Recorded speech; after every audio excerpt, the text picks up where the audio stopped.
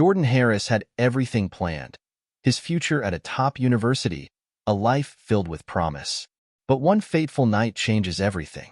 A routine traffic stop spirals into a nightmare when a police officer sees only the color of Jordan's skin and not the man he is.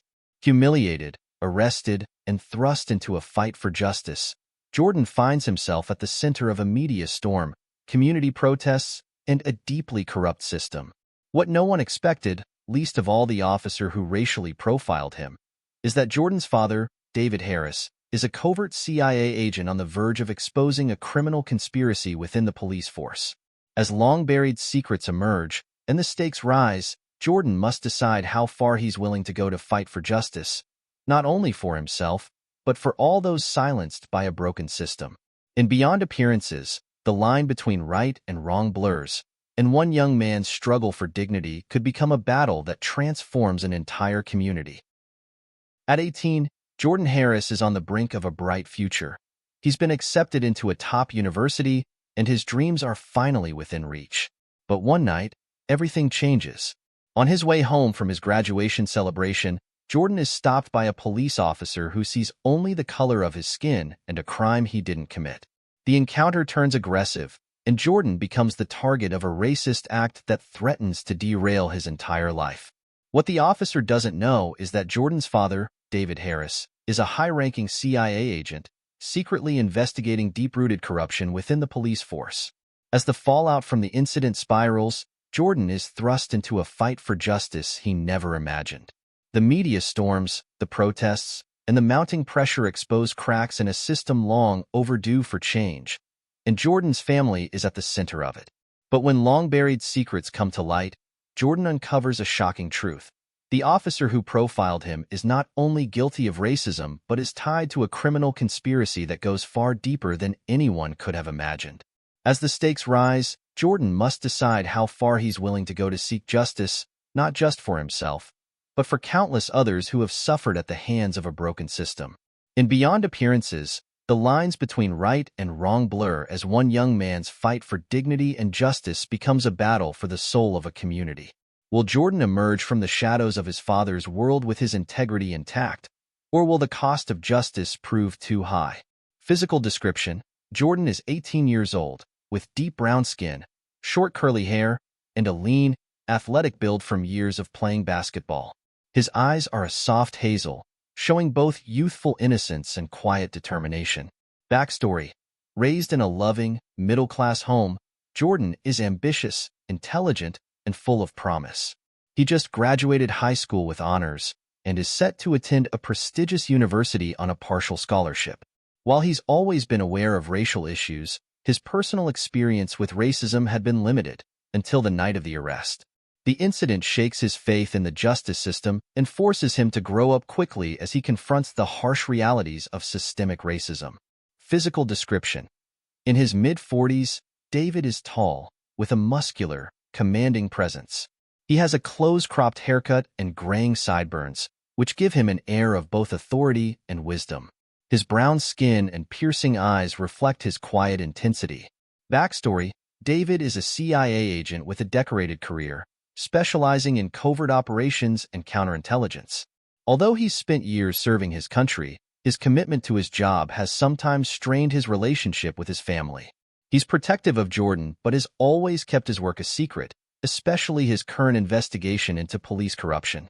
When his son becomes the victim of racial profiling, David finds himself caught between his duties as a father and his role as a CIA agent.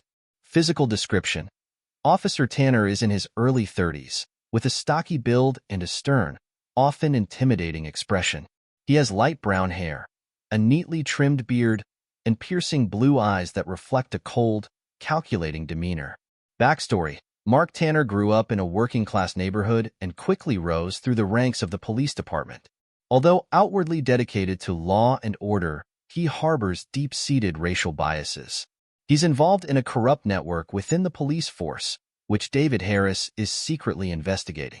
His racist assumptions about Jordan lead to the incident that unravels both his career and the hidden corruption he's part of. Physical description: in her early 40s, Rebecca has smooth brown skin, long black braids, and a graceful, elegant appearance. Her eyes are warm and empathetic, yet they show traces of worry. Backstory: Rebecca is a psychologist who balances a successful career with raising her son and supporting her husband. She's deeply concerned for Jordan's well-being after the incident, and her skills as a counselor help Jordan cope with the trauma. However, Rebecca is also blindsided by David's secret CIA work, leading to tension in their marriage as more is revealed. Physical description: Sam is a 19-year-old college freshman with medium brown skin, thick dark curls, and a slight but athletic frame. She has sharp, curious eyes and an infectious energy. Backstory: Sam is Jordan's best friend and classmate, having grown up in the same neighborhood. Bold and outspoken, she's been involved in social justice activism since high school.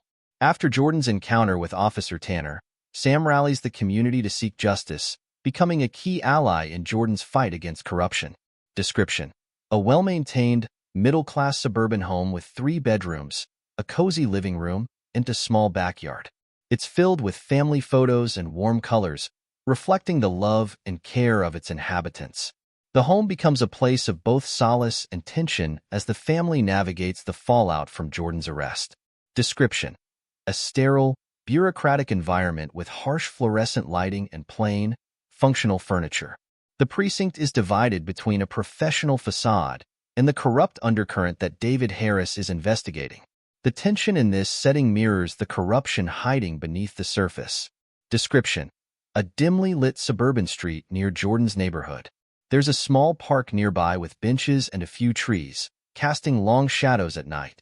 This quiet, unassuming setting is where the racist encounter with Officer Tanner takes place, a stark contrast to the turmoil it unleashes. Description: hidden in a nondescript office building downtown, the CIA field office is a high-tech, confidential space. The walls are lined with screens and maps, creating a feeling of secrecy and control. It's here that David orchestrates his investigation into the police corruption. Description: a modest, well-used space where Sam organizes community meetings. The center has large windows, folding chairs, and walls covered in posters promoting local events and activism. It becomes a central hub for protests and rallies in the wake of Jordan's arrest.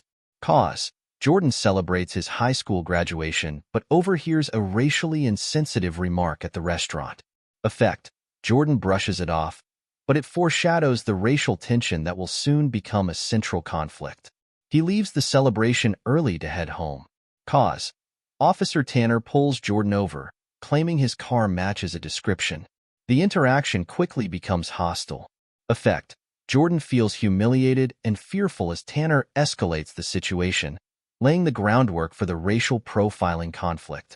Cause: Tanner accuses Jordan of resisting and forcefully arrests him, despite Jordan's protests of innocence. Effect: Jordan is taken into custody, feeling powerless and afraid, setting the stage for his emotional journey.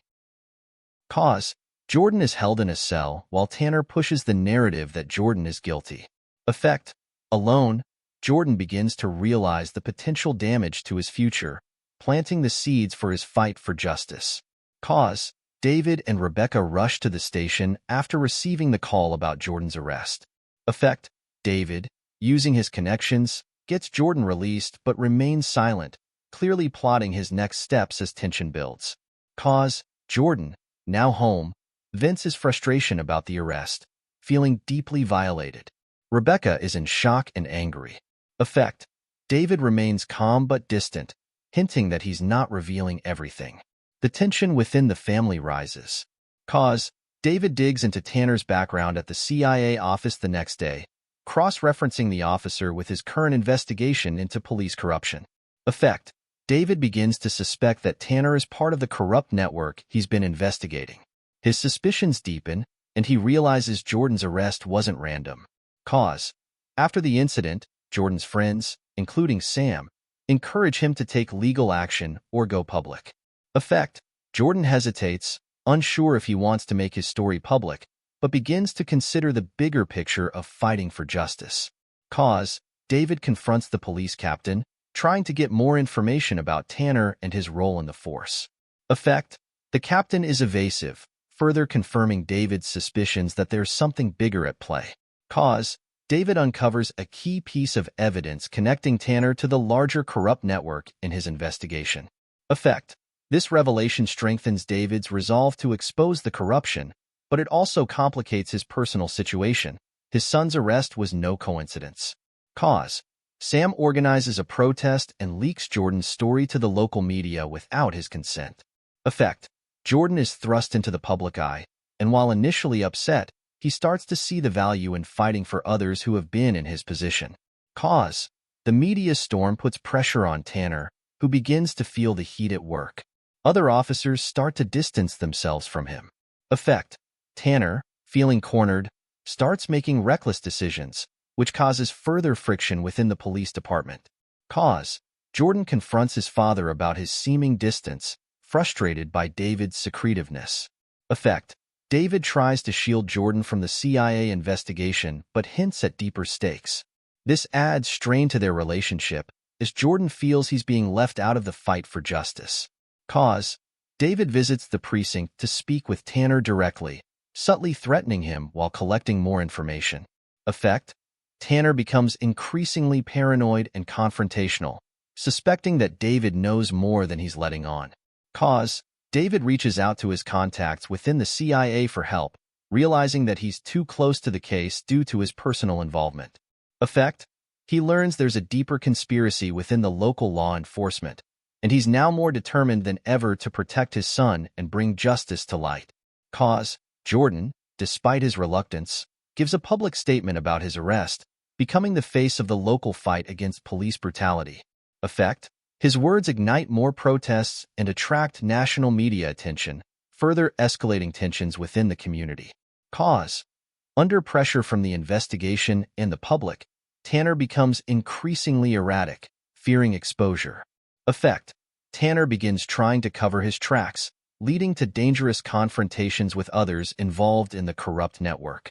Cause: David finds hard evidence linking Tanner and several other officers to the illegal activities he's been investigating.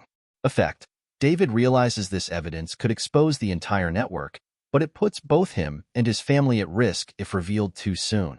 Cause: Jordan overhears a conversation between David and one of his CIA contacts, learning for the first time about his father's secret life as a CIA agent and the investigation. Effect: Jordan feels betrayed, but also understands the full scope of what's at stake. He decides to stand by his father and fight for justice, despite the dangers. Cause: as tensions in the town peak, with protests and counter-protests becoming more violent, Jordan and his family receive threats from those involved in the conspiracy. Effect: David realizes that time is running out and prepares to expose the entire operation, but not without a plan to protect his family first. Cause: David and Jordan confront Tanner one final time with the evidence they've gathered, cornering him. Effect: Tanner cracks under the pressure, revealing more about the corrupt network, but refuses to go down without a fight. Cause: David leaks the evidence to both the media and the FBI, exposing the corrupt police network and implicating Tanner and several high-ranking officials. Effect: the town erupts in both celebration and anger as the corrupt system is exposed, but many fear the ramifications. Cause: Tanner is arrested and faces multiple charges, but not before attempting to retaliate against David and Jordan. Effect: the attempt is thwarted, and Tanner is finally held accountable, though the threat to the Harris family still lingers. Cause: with the investigation over, David and Jordan finally have an open, honest conversation about their respective roles in the fight for justice. Effect: Jordan forgives his father, and their bond is strengthened by the trials they've endured together. Cause: with the corrupt network dismantled, Jordan and his family try to return to normal life. Jordan is hailed as a hero, but he remains focused on the long road to justice for others in his community. Effect: the story ends with a sense of hope, as Jordan looks toward his future with a renewed sense of purpose, ready to continue the fight for justice beyond his own experience. The hum of conversation and laughter filled the restaurant as Jordan Harris sat back, basking in the joy of his graduation. He glanced around at his friends, who were animatedly discussing their summer plans.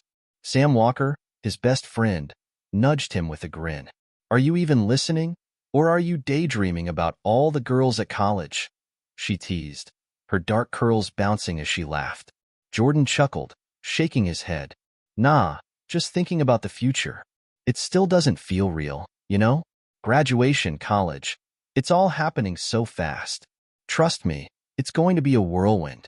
We've got to enjoy every second, Sam replied, raising her glass.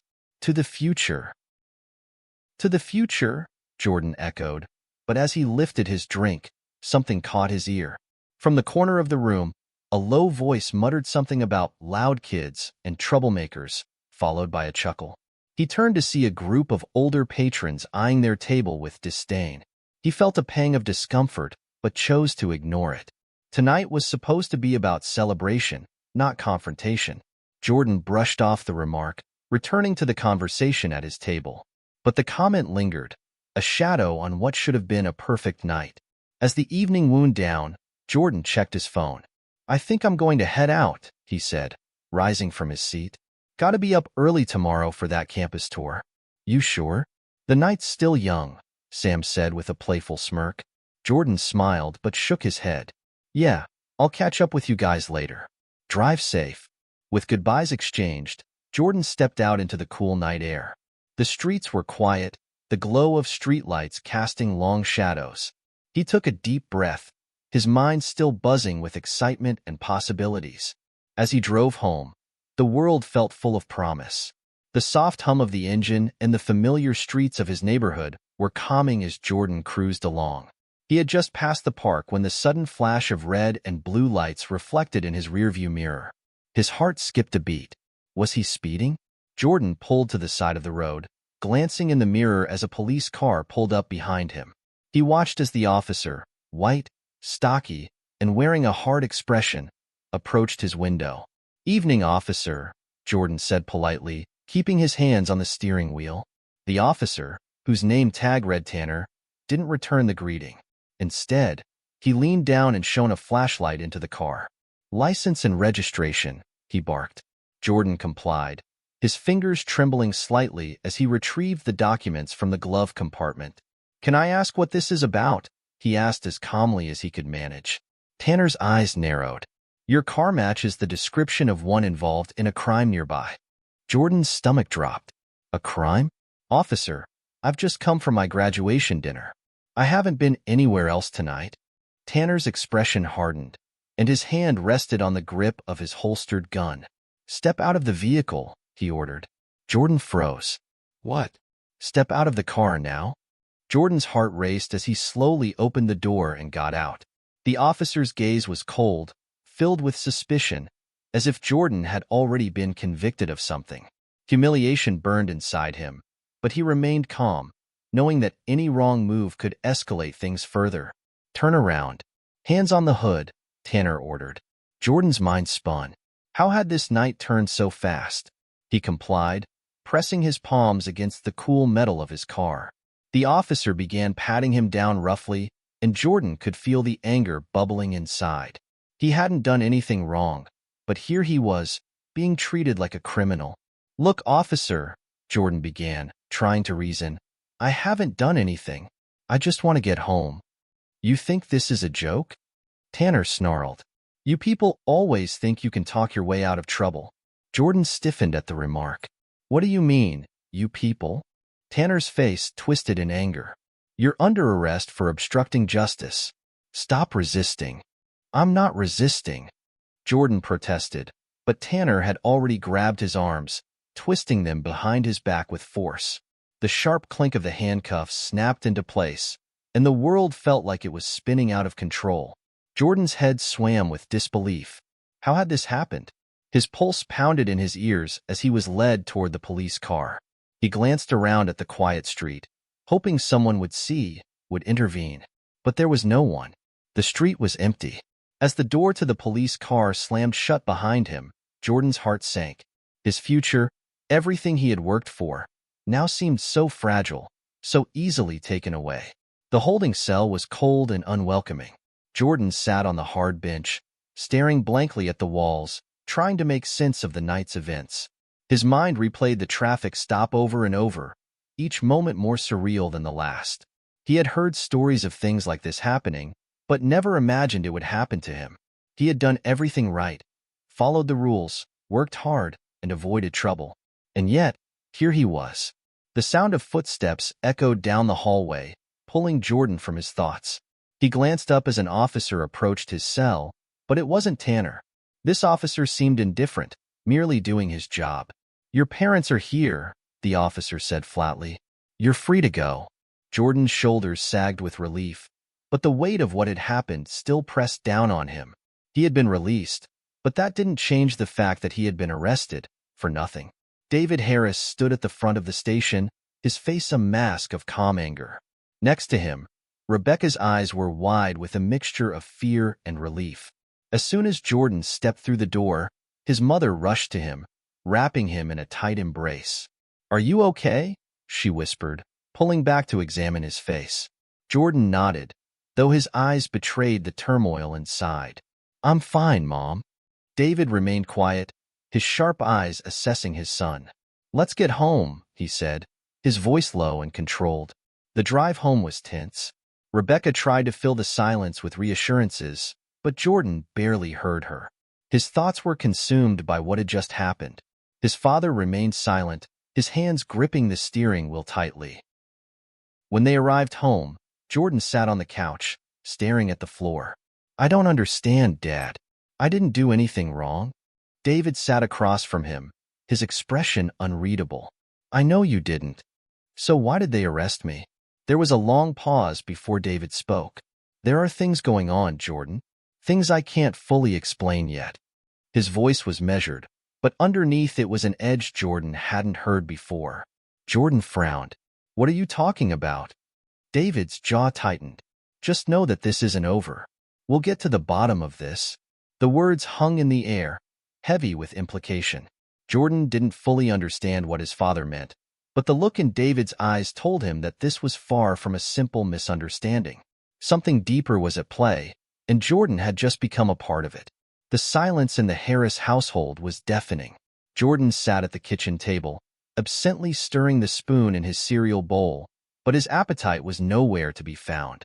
Across from him, his mother, Rebecca, paced back and forth, her arms folded tightly across her chest. She had barely said a word since they had returned home from the police station the night before. Rebecca finally stopped pacing and turned to face Jordan. Her dark eyes, usually so calm and compassionate, now brimmed with anger. "I can't believe this happened," she said, her voice tight with frustration. "How could they do that to you? What were they thinking?" Jordan dropped his spoon with a clatter, leaning back in his chair. "I don't know, Mom," he muttered. "I wasn't doing anything wrong." Rebecca sighed, her face softening as she moved toward him, placing a gentle hand on his shoulder. "I know, baby. I know." From the corner of the room, David watched them quietly. His brow was furrowed in thought, but unlike Rebecca, he wasn't pacing or panicking. His calm demeanor had been unsettling since the incident. He hadn't spoken much, and when he did, his words were measured, careful.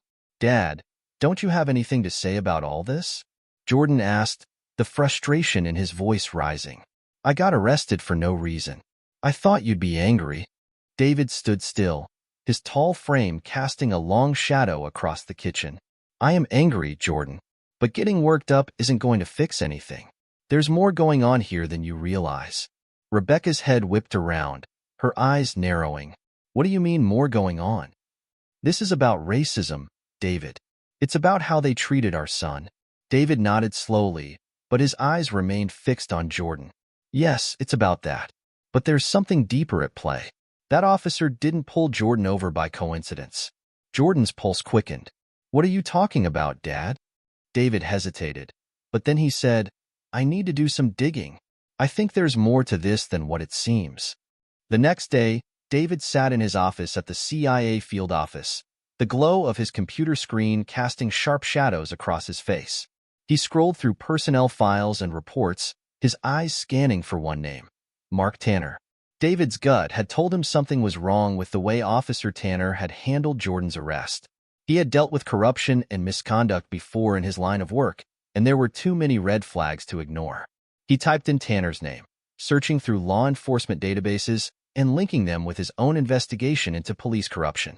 A few minutes later, a file popped up on his screen, one that made his breath catch. Tanner wasn't just any officer. He had connections to several individuals David had been tracking for years. Tanner's name was linked to questionable activities, excessive force complaints, and, most disturbingly, ties to a criminal network operating within the local police department. David leaned back in his chair, rubbing his temples. Jordan's arrest wasn't a random act of racism, though that was certainly part of it. Tanner had targeted Jordan for a reason, and that reason had everything to do with the corruption David had been investigating. This changed everything. Now it wasn't just about clearing Jordan's name. It was about exposing a much larger conspiracy. But the stakes were higher now, too. His son had been pulled into the very thing David had been trying to shield his family from. While David buried himself in his investigation, Jordan sat at home, his mind spinning. The incident with Tanner had shaken him deeply, and he couldn't stop replaying the arrest in his head. Every time he thought about the officer's smug expression, the way he had been treated like a criminal, a wave of anger surged through him.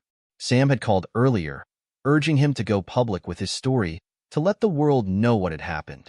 She had already begun organizing a protest with some of their friends, and the local community center was buzzing with activity. But Jordan wasn't sure if he was ready for that. He didn't want to be the face of a movement. He just wanted his life back. Still, the more he thought about it, the more he realized that this wasn't just about him. He had seen the news, the stories of people like him who had been unjustly targeted by the police. If he stayed silent, was he allowing this to happen to someone else? He sighed and picked up his phone, dialing Sam's number. "Hey," he said when she picked up. "I've been thinking about what you said. Maybe I should go public after all." Sam's voice was filled with excitement. "Jordan, that's the right choice. We need to fight back. We can't let them get away with this." Jordan wasn't entirely convinced, but he knew one thing for sure. He couldn't just sit back and do nothing. David's next move was to confront the police department directly. He had connections, people he could call in favors from, but he wanted to handle this quietly, for now. He arranged a meeting with the police captain, a man named Rogers who had been in charge for over a decade. The captain's office was sterile, the walls adorned with plaques and framed photographs of community events. But David wasn't interested in small talk. As soon as they were seated, David got straight to the point. "I want to know everything about Officer Tanner," David said, his voice firm. Captain Rogers raised an eyebrow. "Tanner? He's a solid officer. What's this about?" David didn't flinch. "My son was arrested last night for no reason, and Tanner was the one who made the arrest. I have reason to believe Tanner is involved in something far bigger than what's on the surface." Rogers leaned back in his chair, his expression guarded. "That's a serious accusation, David. Do you have any proof?" David's eyes narrowed. "I have enough to be concerned. I need access to Tanner's records." Rogers hesitated, clearly uncomfortable. "Look, Tanner's been with us for years. He's had a few complaints, but nothing out of the ordinary for someone in his position." David wasn't convinced. "I'm not asking. I'm telling you to look deeper. If you don't, I will." The captain sighed, sensing that David wouldn't back down. "I'll look into it, but tread carefully. This isn't something you can take lightly." David nodded, but as he left the office, his instincts told him that Rogers wasn't going to follow through. It was up to him to uncover the truth. That evening, David sat at his desk, poring over the files he had pulled on Tanner. His eyes scanned every detail, looking for something he could use. And then, he found it. Buried in the pages of reports was a connection Tanner had to one of the key figures in David's ongoing investigation into police corruption. A man named Kyle Pierce, who had long been suspected of running illegal operations in the city, had ties to Tanner. Phone records, financial statements, and a paper trail that connected the officer to Pierce's dirty dealings. This was the proof David needed. But the discovery brought with it a new wave of concern. If Tanner was involved with Pierce, and if Jordan had been pulled over because of who his father was, then this wasn't just a matter of coincidence. His family was in danger. David leaned back in his chair, his mind racing. He needed to protect Jordan, but he also needed to expose the network of corruption that had infiltrated the very institutions meant to protect them. He glanced toward the hallway, where Jordan was sitting in his room, unaware of the larger game being played around him.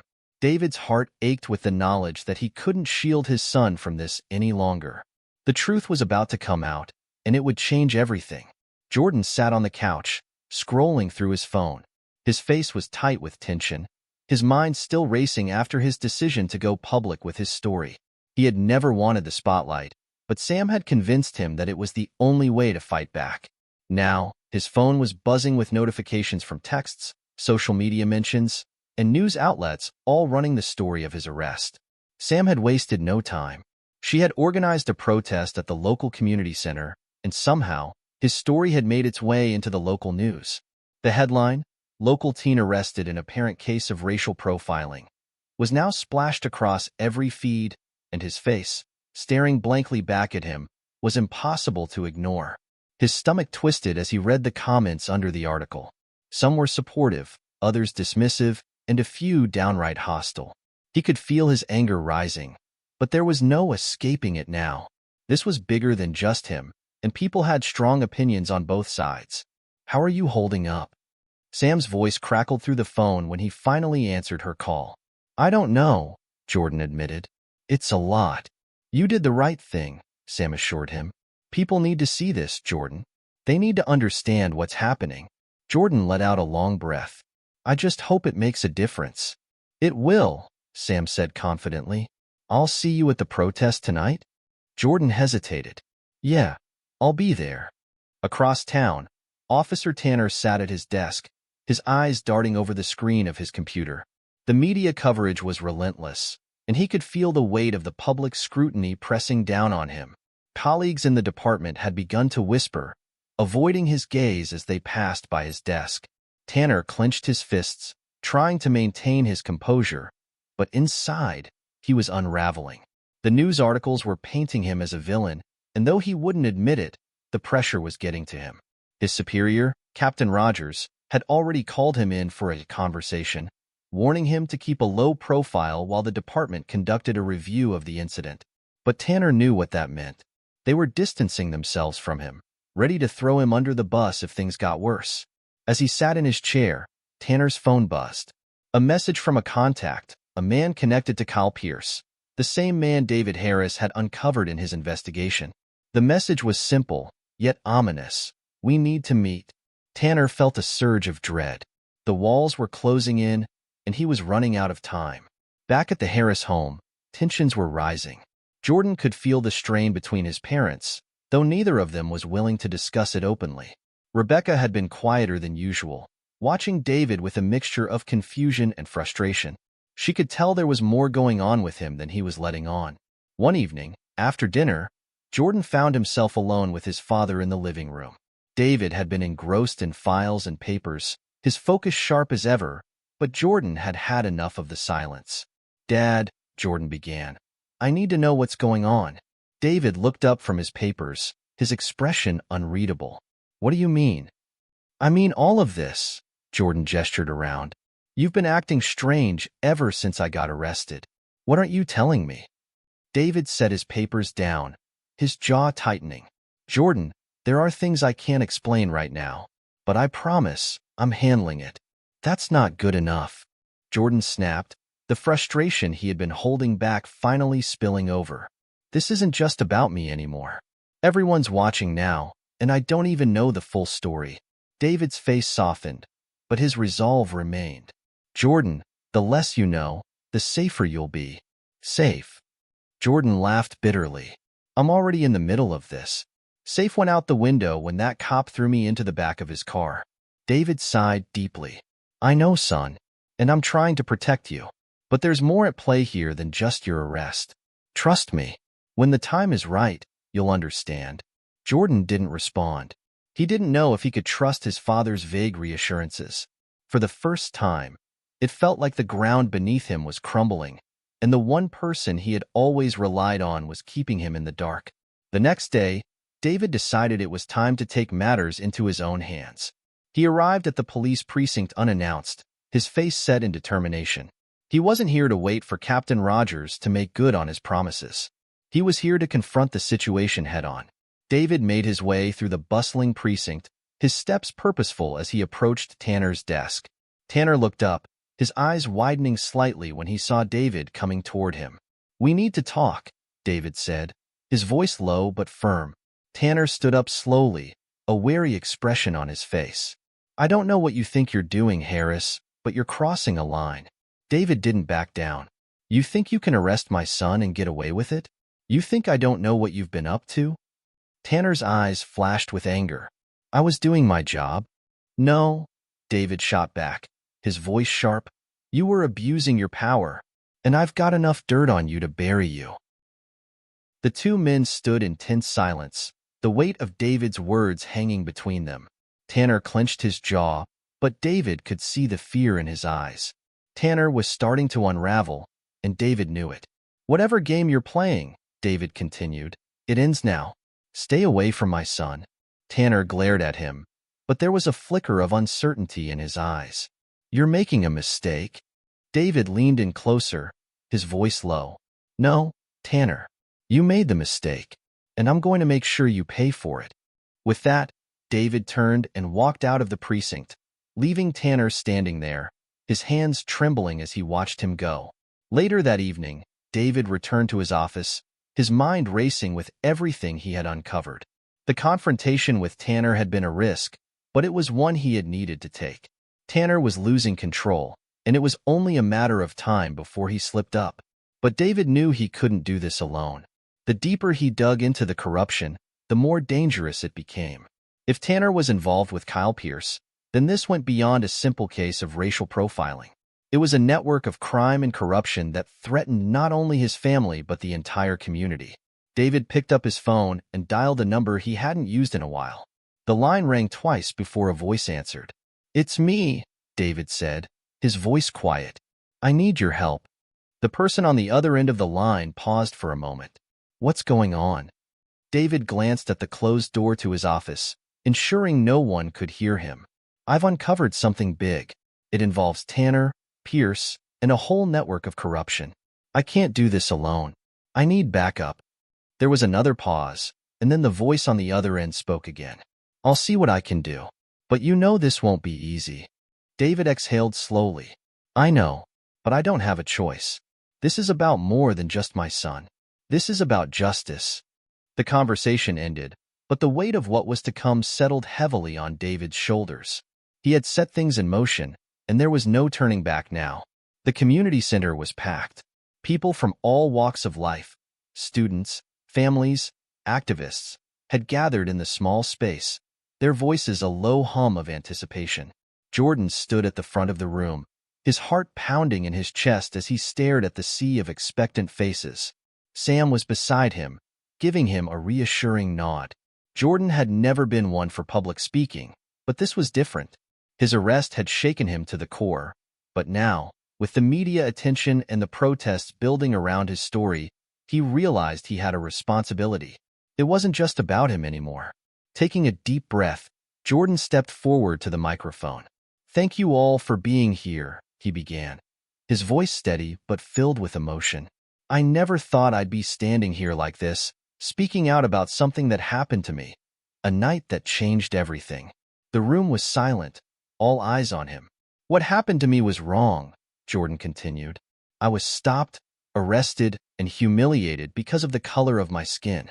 And the truth is, it could have happened to any of us."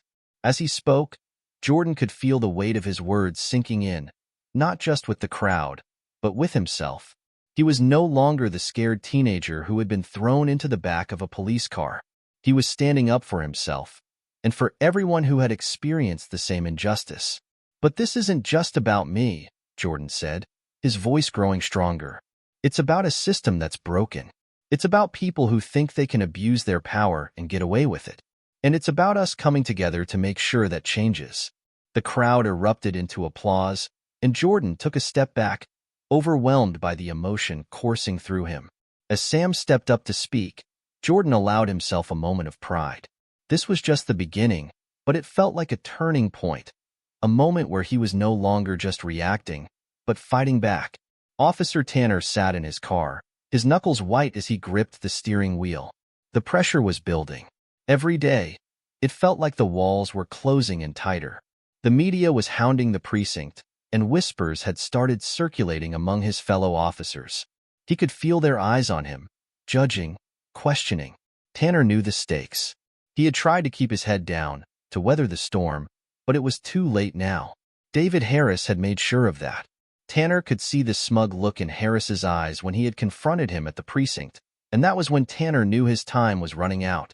Reaching for his phone, Tanner scrolled through his contacts until he found the number he was looking for. He hesitated for a moment, knowing the consequences, but he didn't have a choice. He couldn't go down alone. When the voice on the other end of the line answered, Tanner spoke quickly. "We need to meet. Now." There was a pause, and then the voice responded, "You're in deep, Tanner. This isn't something that can be fixed with a meeting." Tanner's pulse quickened. "I don't care. I have dirt on all of you, and if I go down, I'm taking everyone with me." The line went silent for a moment, then the voice said, "Fine. We'll meet, but this is your last chance. Don't screw it up." Tanner hung up, his heart racing. He knew he was playing with fire, but he was out of options. His desperation was driving him deeper into a dangerous game, one that could end his career, or worse. In the dimly lit office, David Harris sifted through the evidence he had painstakingly gathered over the past few weeks. The pieces were finally coming together: Tanner's connection to Kyle Pierce, the shady financial dealings, and the criminal network that stretched far beyond the local police force. It was all there, in black and white. David knew the risks of going public with the information, but this was bigger than his son's arrest. This was about exposing a system of corruption that had festered for years, hiding in plain sight. His phone buzzed on the desk, and he glanced at the screen. It was a message from one of his contacts in the FBI, confirming what he had feared. There were people in high places protecting Tanner and Pierce. But now that David had the proof, they wouldn't be able to cover it up any longer. David stared at the files in front of him, feeling a mix of triumph and dread. The truth was out, but revealing it would put everything and everyone he cared about at risk. As he packed up the evidence, preparing to hand it over to the authorities, David couldn't shake the feeling that this was only the beginning. The fight for justice was far from over, and the dangers ahead were more than he could foresee. Jordan paced the hallway outside his father's office, the weight of the day's events pressing down on him. After the public speech, he had felt empowered, like he was finally making a difference. But something had changed when he got home. He had overheard a hushed conversation between his father and one of his CIA contacts.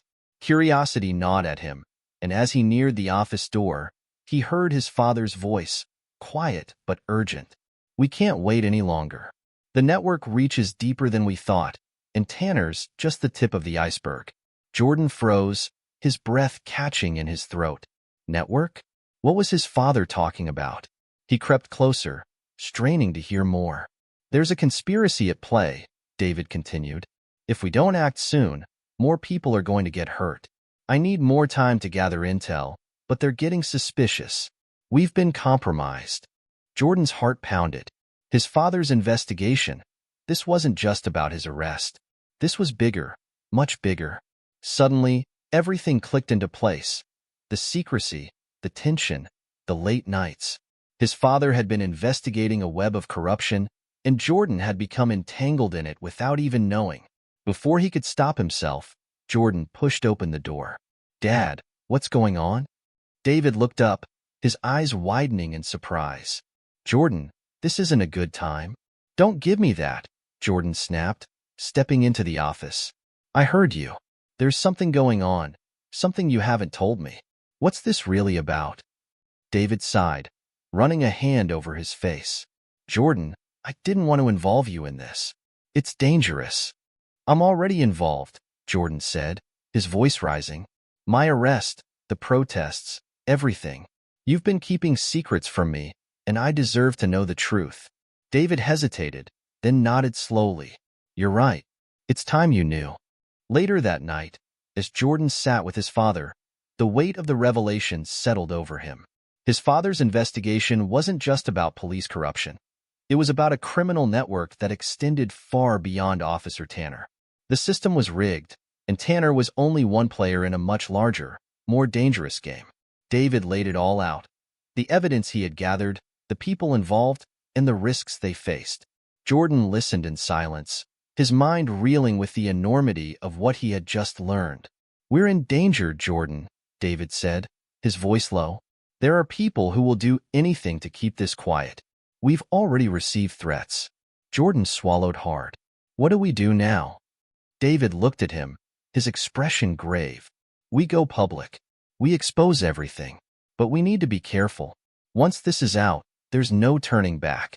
Jordan nodded, a newfound resolve settling in his chest. He had been fighting for justice, but now he understood the full scope of the battle ahead. It wasn't just about his own story anymore.